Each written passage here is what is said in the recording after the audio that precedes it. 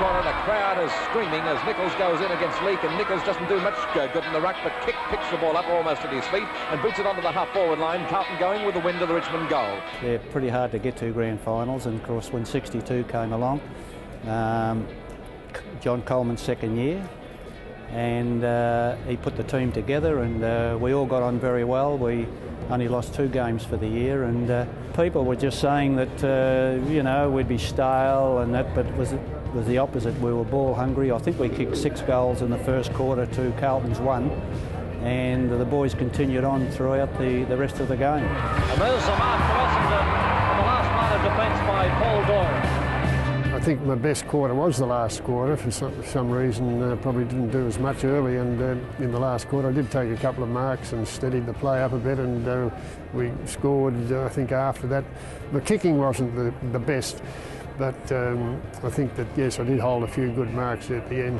A 10-year player with a tremendous record, kicks the ball onto the half-forward line, and a beautiful mark by young Ken Fraser, a young veteran at this game, a beautiful pair of hands, a mobile player, and a glorious mark. Well, it's a different ball game today, and nowadays it was man on man and stuck to the position. Today you can play anywhere, all over the ground, and many a day we've seen half a ground empty. They're all been down one end, and it's just completely changed. But I think in our day it was probably a little bit harder to get a kick, because that man on man situation, we hardly used handball. The only time we did that was when you were tackled.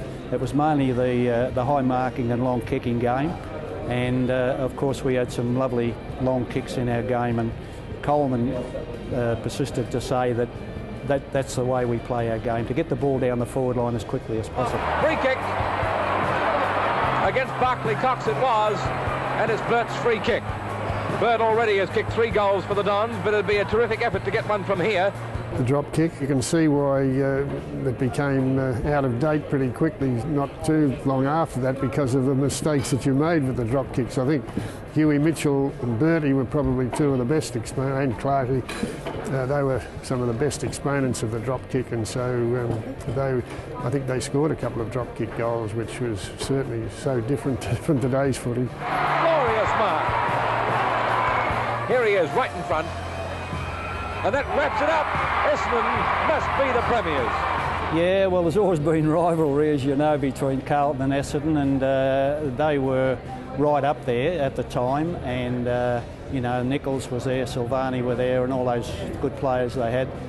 And we always found it hard at the time in the home and home games to beat them, but we had the best result, the most important game of the year. He has played till Essendon in a commanding enough position to come off. The gentle giant as he's known here. When you win a premiership, there's always that feeling of achievement, of closeness, and just memories that just make you feel good, that you've done something for the Essendon Football Club and its wonderful supporters. People even today come up and say, oh, the 1962 grand final against Carlton, I was there that day, I remember this and that.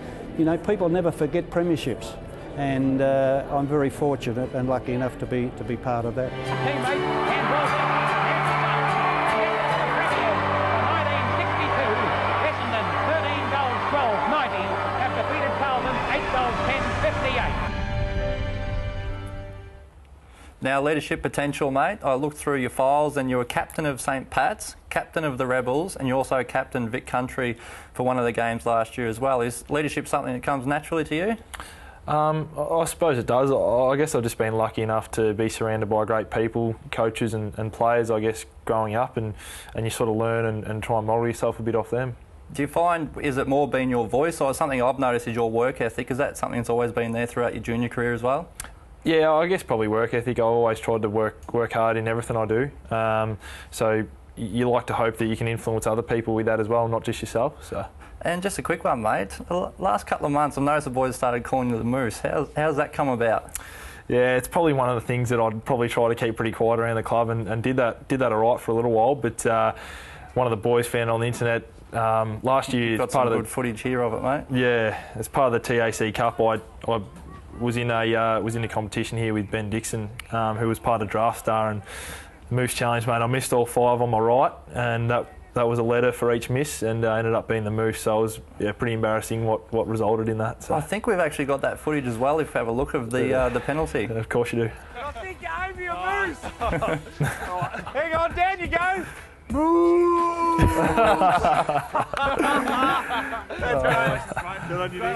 That's absolutely fantastic. Well, thanks very much for joining us tonight in the Hangar, Nick, and good luck for the rest of the year. No worries. Thanks for having me, mate. Much appreciated.